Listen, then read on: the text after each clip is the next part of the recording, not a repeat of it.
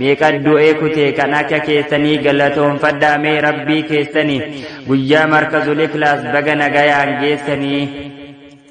beekaa tahee miti wallaalennaan baasu ibsadheen baafadhaa xinnaattus guddattus gurratti si cala'u qalbiin na caqasi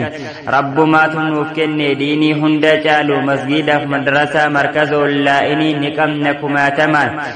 jaaruun nuuf qabeenya dhanneettiin salaanne waa ittiin baranne maaf itti wallaallee irraa garagaluun guddina diin keenyaa gufuu itti taanee islaamummaa teenya kabajaa wallaallee maqaadhaan dhaadachuu qofa maaliif taane yaa qur'aana rabbii sumaatu nu tolchee qalbii teenya dhiqa bakka itti barannu kunoo guunnee qabna baro lamaahi haqaa kan barsiisaa jiran qur'aana rabbiiti damma walalaadha kan hin qabne makaa qur'aana hordofuun jannataan si dhaqa ulamaa'ii jechuun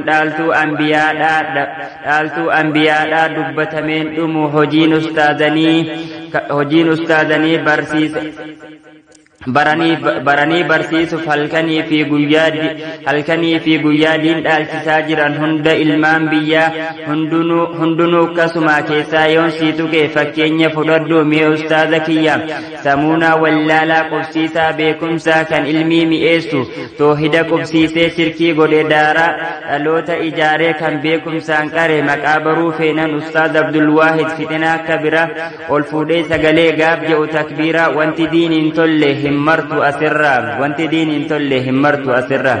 yaa ustaaza kiyya ani siin jaaladha onnerraa hin ja'a silaa akka jaalalaa fidaa keetin taha firee waan hojjattanii mee argadhaa bu'aa qalbii wal jaalattu rabbi waliin gaha obbolummaa diinii silaas maaltu gaha lubbuu walii kennee fidaa walii taha hanga wal agarru nagaya nuuf taha annan je'e malee ustaazan koo martuu ija bitaaf mirgaa isiniin jaaladha rabbiitu na arga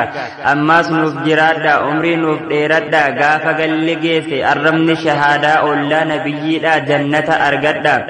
waa'ee ustaazanii dubbatameen dhumu asumatti dhaabeen barattoonni diinii akkam meenagumaa islaamummaa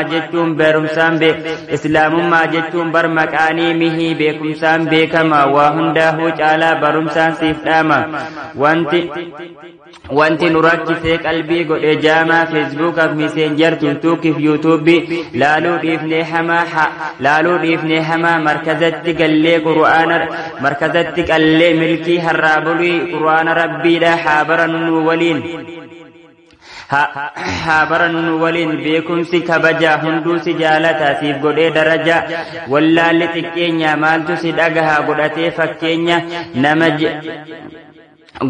fakkeenya garii namaa jira